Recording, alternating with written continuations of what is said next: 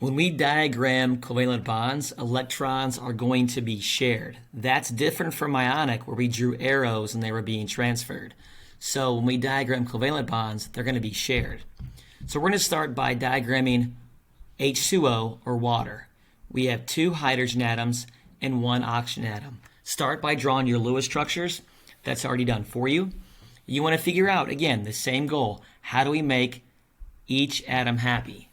Well, we know that oxygen needs 2 to be happy to have 8. Hydrogen only needs 1 more because it's happy with 2 because the first ring holds 2. So what we would do is I'm going to draw my oxygen again, and you see how we have an electron that doesn't have a buddy.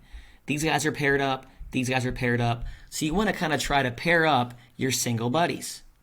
So I'm going to draw one of my hydrogens up here, and its electron right next to it.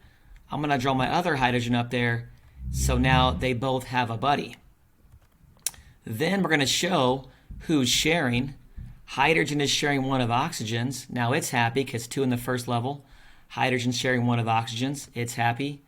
Oxygen is going to share 1 electron from each hydrogen. If you count those up, now it has 8. So everyone's happy.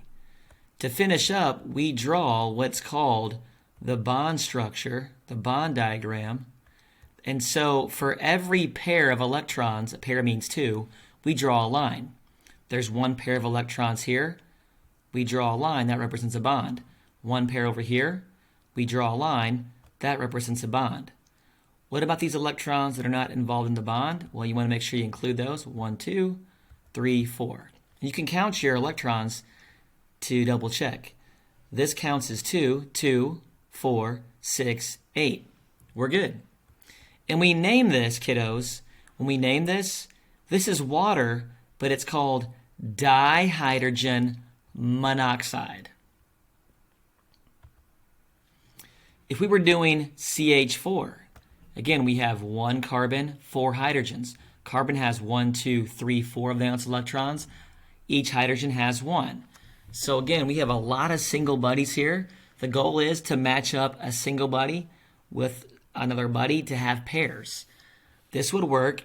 We would take a hydrogen and pair it up with each of those single buddies or single electrons on the carbon so they all have pairs.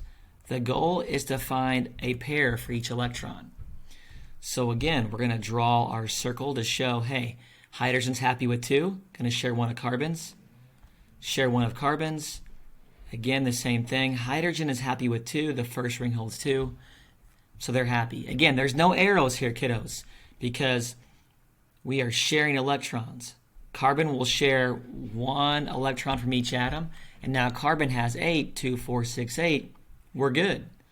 The last step is to draw a bonding diagram. Draw it in the exact same order, exact same shape as the circles are showing the sharing. Again, for every pair of electrons being shared or overlapped, that's a bond.